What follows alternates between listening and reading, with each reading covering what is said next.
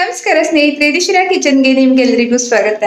ಇವತ್ತು ನಾನು ತುಂಬಾನೇ ಸಿಂಪಲ್ ಆದ ಅಷ್ಟೇ ರುಚಿಯಾದ ತೊವೆನ ಹೇಗೆ ಮಾಡೋದು ಅನ್ನೋದನ್ನ ತೋರಿಸ್ತಾ ಇದ್ದೀನಿ. ಅನ್ನದ ಜೊತೆ ಸೇರಿಸಿ ತಿನ್ನೋದಕ್ಕೆ ಇದೊಂದು ಹೇಳಿ ಮಾಡಿಸಿದಂತ ರೆಸಿಪಿ ಸೂಪರ್ ಆಗಿರುತ್ತೆ, ಬೇಗನೂ ಕೂಡ ಆಗುತ್ತೆ. ಘಮ ಘಮ ಪರಿಮಳದ ಜೊತೆಗೆ ತೊವೆ ಅನ್ನ ಊಟ ಮಾಡೋದಕ್ಕೆ ರುಚಿಕರವಾಗಿರುತ್ತೆ. ನೋಡೋಣ ಈಗ ಹೇಗೆ ಮಾಡೋದು ಅಂತ. ತುಂಬಾ ಜಾಸ್ತಿ ಇಂಗ್ರೀಡಿಯೆಂಟ್ಸ್ ಏನು ಕೂಡ ಬೇಕಾಗಲ್ಲ. ಮೇನ್ ಆಗಿ ಇದಕ್ಕೆ ಬೇಕಾಗೋದು ಹೆಸರು ಬೇಳೆ, ಟೊಮ್ಯಾಟೊ, ಶುಂಠಿ, ಹಸಿಮೆಣಸಿನಕಾಯಿ, ಅರಿಶಿನ. ಇಲ್ಲೊಂದು ಚಿಕ್ಕ ಗ್ಲಾಸಲ್ಲಿ ನಾನು ಹೆಸರು ಬೇಳೆನ ತಗೊಂಡಿದ್ದೀನಿ. ಕುಕ್ಕರ್ಗೆ ಡೈರೆಕ್ಟ್ ಆಗಿ ಇದನ್ನ ಹಾಕೊಂಡು ಒಮ್ಮೆ ಹೆಸರು ಬೇಳೆನ ಕ್ಲೀನಾಗಿ ತೊಳ್ಕೊಳ್ತೀನಿ. ಈಗ ಇದಕ್ಕೇನೆ ನಾವು ಕಟ್ ಮಾಡಿರೋದನ್ನೆಲ್ಲ ಕೂಡ ಒಂದೊಂದಾಗಿ ಸೇರಿಸೋಣ. ಮೇನ್ ಆಗಿ ಇಲ್ಲಿ ಹಸಿಮೆಣಸಿನಕಾಯಿನ ನಾನು ಎರಡು ಹಸಿಮೆಣಸಿನಕಾಯಿ ತಗೊಂಡಿದ್ದೀನಿ. ನೀವು ಎಷ್ಟು ಬೇಕೋ ಖಾರಕ್ಕೆ ತಕ್ಕನಾಗಿ ಹಸಿಮೆಣಸಿನಕಾಯಿನ ಹಾಕೋಬಹುದು. ಕಟ್ ಮಾಡಿರೋ ಹಸಿಮೆಣಸಿನಕಾಯಿ ಹಾಗೆ ಟೊಮೆಟೊನು ಕೂಡ ಅಷ್ಟೇ. ಇಲ್ಲಿ 2 ಚಿಕ್ಕ ಗಾತ್ರದ ಟೊಮೆಟೊನ ನಾನು ಸ್ವಲ್ಪ ದೊಡ್ಡ ದೊಡ್ಡ ಹೋಳುಗಳಾಗಿ ಕಟ್ ಮಾಡ್ಕೊಂಡಿದ್ದೀನಿ. ಟೊಮೆಟೊನು ಕೂಡ ಇದ್ರ ಜೊತೆಗೇನೆ ಸೇರಿಸ್ತಾ ಇದ್ದೀನಿ. ಹಾಗೆ ಶುಂಠಿ ಕೂಡ ಅಷ್ಟೇ, ನೀವು ತುರಿದು ಆದ್ರೂ ಕೂಡ ಹಾಕೋಬಹುದು, ಇಲ್ಲಾಂದ್ರೆ ಚಿಕ್ಕದಾಗಿ ಈ ರೀತಿಯಾಗಿ ಕಟ್ ಮಾಡಿ ಕೂಡ ಹಾಕೋಬಹುದು. ಆಲ್ಮೋಸ್ಟ್ 1 ಸ್ಪೂನ್ ಅಷ್ಟು ತುರಿದಿರೋ ಶುಂಠಿನ ನಾನು ಇದ್ರ ಜೊತೆಗೆ ಸೇರಿಸ್ತಾ ಇದ್ದೀನಿ. ಹಾಗೆ 1/4 ಸ್ಪೂನ್ ಅಷ್ಟು ಅರಿಶಿನ ಕೂಡ ಇದಕ್ಕೆ ಹಾಕ್ತಾ ಇದ್ದೀನಿ.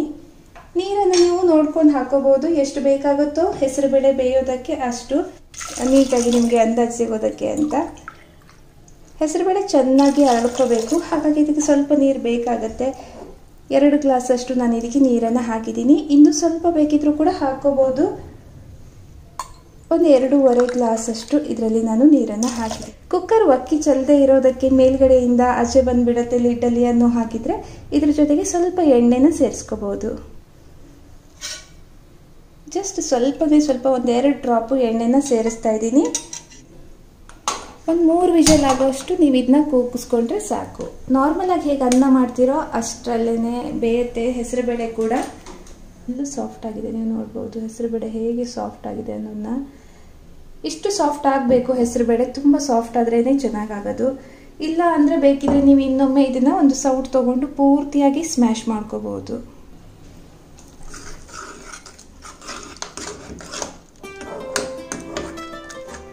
ಹೆಸರುಬೇಳೆ ಚೆನ್ನಾಗಿ ಕರಗಿದೆ, ಪೂರ್ತಿಯಾಗಿ ಈ ರೀತಿ ಸ್ಮ್ಯಾಶ್ ಮಾಡ್ತಿದ್ದಂಗೆ ಅದೆಲ್ಲ ಸಾಫ್ಟ್ ಆಗಿಬಿಡುತ್ತೆ. ಇದನ್ನೆಲ್ಲ ಒಂದು ಪಾತ್ರೆಗೆ ಹಾಕೊಂಡು ಈಗ ಇದ್ರ ಜೊತೆಗೆ ಸ್ವಲ್ಪ ಬೇಕಿದ್ರೆ ನೀರು ಸೇರಿಸ್ಬೋದು. ನೀವು ಹೆಸರುಬೇಳೆಗೆ ಜಾಸ್ತಿ ನೀರು ಹಾಕಿದ್ರೆ ಈಗ ಮತ್ತೆ ಜಾಸ್ತಿ ನೀರು ಸೇರಿಸ್ಬೇಡಿ. ಹೆಸರುಬೇಳೆ ಫುಲ್ ಗಟ್ಟಿಯಾಗಿರೋದ್ರಿಂದ ಸ್ವಲ್ಪ ನೀರು ಸೇರಿಸ್ಕೋಬಹುದು.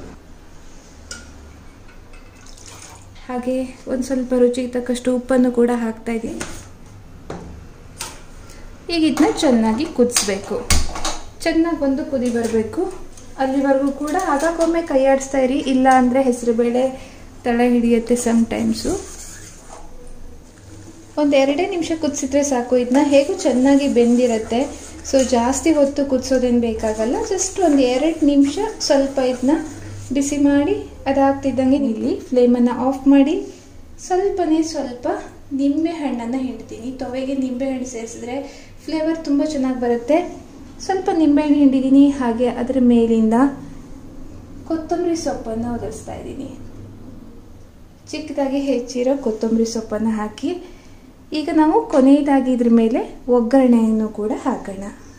ಇಲ್ಲಿ 2 ಚಿಕ್ಕ ಟೇಬಲ್ ಸ್ಪೂನಲ್ಲಿ 2 ಸ್ಪೂನಷ್ಟು ತುಪ್ಪ ತೊಗೊಂಡಿದ್ದೀನಿ. ನೀವು ತುಪ್ಪ ಬೇಡ ಅನ್ನೋ ಹಾಗಿದ್ರೆ ನೀವು ಎಣ್ಣೆನೂ ಕೂಡ ಯೂಸ್ ಮಾಡಬಹುದು. ನಾನು ಹೇಳಿದಾಗೆ ತುಪ್ಪ ಕರಗ್ತಾ ಇದ್ದ ಹಾಗೆ ಅದರ ಜೊತೆಗೆ ನಾನಿಲ್ಲಿ ಫಸ್ಟು ಸಾಸಿವೆನ ಹಾಕ್ತಾ ಇದ್ದೀನಿ. ಸಾಸಿವೆ ಸ್ವಲ್ಪ ಅರಳ್ಕೊಳ್ತಾ ಇದ್ದ ಹಾಗೆ ಜೀರಿಗೆ ಜೊತೆಗೆ ಸ್ವಲ್ಪ ಹಿಂಗನ್ನು ಕೂಡ ಸೇರಿಸ್ತಾ ಇದ್ದೀನಿ. ನೀವು ಗಟ್ಟಿ ಹಿಂಗೆ ಬೇಕಿದ್ರೂ ಕೂಡ ಹಾಕೋಬಹುದು. ಹಾಗೆ ಒಣಮೆಣಸಿನಕಾಯಿ, ಕರಿಬೇವು, ಇಷ್ಟೇ.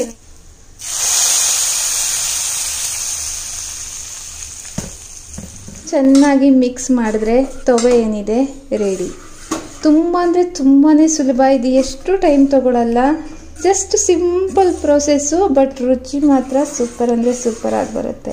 ಕಲರ್ ನೋಡ್ತಿದ್ದಂಗೆ ನಿಮಗೆ ಖುಷಿ ಆಗುತ್ತೆ. ಅನ್ನದ ಜೊತೆಗೆ ಇದು ತಿನ್ನೋದಕ್ಕೆ ತುಂಬ ಅಂದರೆ ತುಂಬಾ ಸೂಪರ್ ಆಗಿರುತ್ತೆ. ನೋಡಿ, ಘಮ ಅಂತ ಪರಿಮಳ ಬರ್ತಾ ಇದೆ. ಇಂಗಿನ ಒಗ್ಗರಣೆದು ಹೆಸರುಬೇಳೆ, ಟೊಮೆಟೊ, ಕೊತ್ತಂಬರಿ ಸೊಪ್ಪು, ಕರಿಬೇವು, ಶುಂಠಿ ಎಲ್ಲ ಕೂಡ ಆರೋಗ್ಯಕ್ಕೆ ತುಂಬಾ ಒಳ್ಳೆಯದು. ಸೂಪರ್ ಆಗಿರುತ್ತೆ ತೊವೆ. ಅನ್ನದ ಜೊತೆ ಊಟ ಮಾಡೋದಕ್ಕೆ ನಿಜಕ್ಕೂ ಕೂಡ ಬೆಸ್ಟ್ ರೆಸಿಪಿ. ನೋಡಿದ್ರಲ್ವಾ ತವೆನ ಹೇಗ್ ಮಾಡೋದು ಅಂತ. ತಡ ಯಾಕೆ, ನೀವು ಕೂಡ ಮನೇಲಿ ಟ್ರೈ ಮಾಡಿ. ಹಾಗೆ ಈ ವಿಡಿಯೋನು ಕೂಡ ಲೈಕ್ ಮಾಡಿ, ಶೇರ್ ಮಾಡಿ. ಹೊಸಬರಾಗಿದ್ರೆ ಚಾನೆಲ್ನ ಸಬ್ಸ್ಕ್ರೈಬ್ ಕೂಡ ಮಾಡಿ. ಸಿಗೋಣ ಮುಂದಿನ ವಿಡಿಯೋದಲ್ಲಿ ಇನ್ನೊಂದು ಹೊಸ ರೆಸಿಪಿಯೊಂದಿಗೆ. ಅಲ್ಲಿವರೆಗೆ ಧನ್ಯವಾದ.